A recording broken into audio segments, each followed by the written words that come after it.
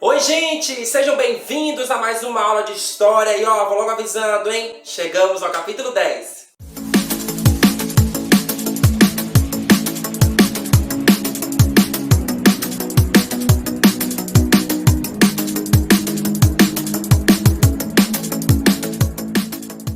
E no vídeo de hoje nós vamos falar sobre as margens do rio Urubamba, a civilização Inca. Até aqui nós já vimos os mesopotâmicos, chineses, indianos, egípcios e agora nós vamos falar de povos que estavam bem pertinhos aqui da gente. Os povos Incas, que hoje estão localizados ali territorialmente falando. Territorialmente falando existe? Não sei, mas olhando para o território está mais perto de nós, porque nós vamos falar de povos que deram origem à civilização peruana. Viva a nação peruana, vamos lá. Vamos embora, Peru! Vixe, não era pra ter falado isso não, vamos lá. Aí você também já deve imaginar que essa sociedade também se desenvolveu há milhares de anos, há mais ou menos 8.000 anos, numa região de rio. Afinal, o tema de nosso livro aqui é falar sobre os rios que vão dar origem a sociedades e civilizações fantásticas. Neste caso, o rio Urubamba. E essa é uma região cercada por montanha. E essa é uma região cercada por montanhas. Ui, saiu, montanhas. Em que vários povos chegaram ali nessa região e se instalaram ao redor e em volta dessas montanhas e também nas próprias montanhas.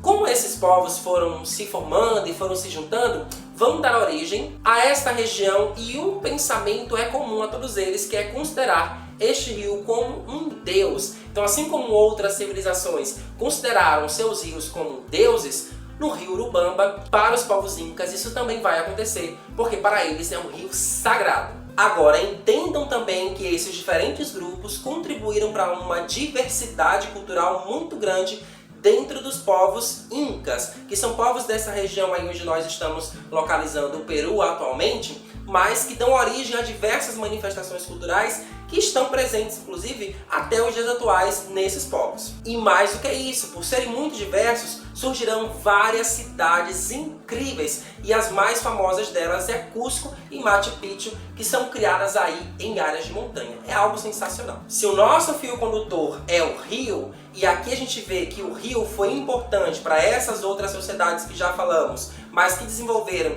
técnicas de agricultura, com os povos incas isso também vai acontecer. Primeiro, minha gente, que eles estavam vivendo em uma região de montanhas, uma região montanhosa. Então, naturalmente, esse rio vai precisar chegar em áreas em que não era possível chegar. Por isso, eles criaram as técnicas dos terraços, que era mais ou menos assim. Você tinha a montanha e aí eles faziam degraus, aproveitavam ali para plantar nesses degraus. E então, quando a água do rio descesse, ela conseguiria chegar nessas regiões onde haviam ali as plantações. Porque dessa forma, a água escorreria por essas regiões, por esses degraus, e então alcançaria a plantação e ela se desenvolveria.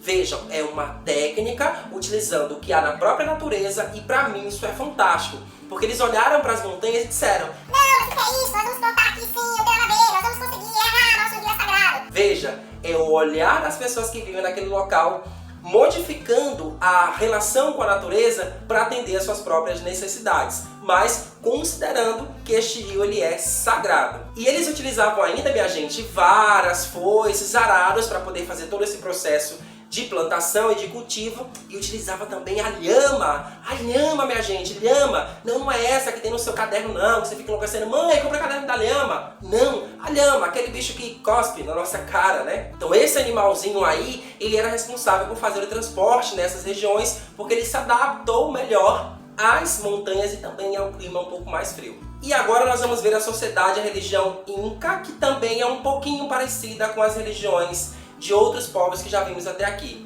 Isso porque o Inca era considerado o imperador, é o chefe, é o que vai governar, é o governante daquela região. E ele era considerado um deus, na verdade, o filho do sol. Então ele era muito respeitado, muito obedecido dentro dessa região. Como é que eu não vou respeitar o filho do sol? Claro que na minha crença diversa de vários deuses, eu vou conseguir sim obedecer a este governante, porque ele é o filho do sol. Isso é maravilhoso, porque assim ele vai conseguir organizar todo o seu povo através de algumas categorias, como a gente já viu aí também através de pirâmides. Então tem aqueles que serão mais próximos a ele, como sacerdotes, curacas, militares, que vão ter também os seus privilégios, porque estão mais próximos desta categoria, deste Inca. E nós teremos também camponeses e funcionários públicos que já não terão mais os mesmos privilégios, mas também participarão aí dessa cultura.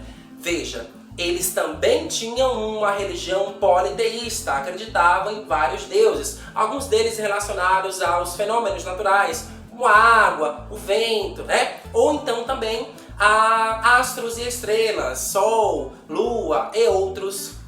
Vixe, astros e estrelas é ótimo. Enfim, e outros corpos celestes. Agora ficou bonito. Então essa diversidade de deuses também contribuiu para que esse Inca tivesse o seu governo bem instaurado, porque ele era considerado descendente do Sol. Ah, minha gente, mais uma coisa, viu? Eles tinham a prática dos sacrifícios, que era ofertar alguns sacrifícios de animais e até de pessoas para os deuses, para que eles tivessem uma vida confortável, para que viesse a plantação correta, para que não faltasse água, né? Para que eles tivessem uma vida bacana. E como é que era o cotidiano dos povos incas? Esse é o momento da fofoca, né? Porque olha que interessante, os povos incas tinham essa relação de obediência, né? E de autoridade com o Inca, com o governante, que é este imperador também, mas ao mesmo tempo eles realizavam algumas trocas, era uma sociedade feita a partir de trocas. Então um ajudava o outro, o vizinho com alguma coisa que precisasse, a construir uma casa, e isso entre eles. Os próprios governantes incas, né, o imperador, trocava algumas coisas, alguns favores com os curacas, que era aquele que ia ajudar a ele a organizar melhor o território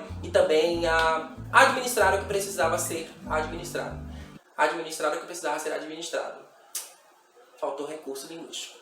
Que ia ajudar mais ou menos ali na construção também não, porque já é outro povo. Que ia ajudar essa galera, não, a galera não, porque é o Inca. Que ia ajudar o Inca a governar melhor ali a região. Ter os seus apoios também é muito importante, inclusive até os dias atuais. Então, essas trocas aconteciam. Algumas pessoas trabalhavam nas construções para pagar os seus impostos, é verdade. Se você não está pagando os impostos ao imperador, então você vai construir casas, construir cidades, trabalhar na construção ali daqueles locais. E a agricultura era a principal atividade desses povos, então eles se dedicavam muito tempo à agricultura, criaram grandes armazéns para poder armazenar toda essa produção, para que tivesse uma distribuição ali bacana ao longo do ano. Essas são só algumas características dos povos incas e a gente continua conversando sobre elas na nossa próxima aula. É isso, gente. Eu espero que você tenha gostado. Não esquece de deixar o like no canal e a gente se encontra para mais uma conversa sobre esse assunto na nossa próxima aula, tá certo? Beijo grande, minha gente. Até a próxima aula. Tchau!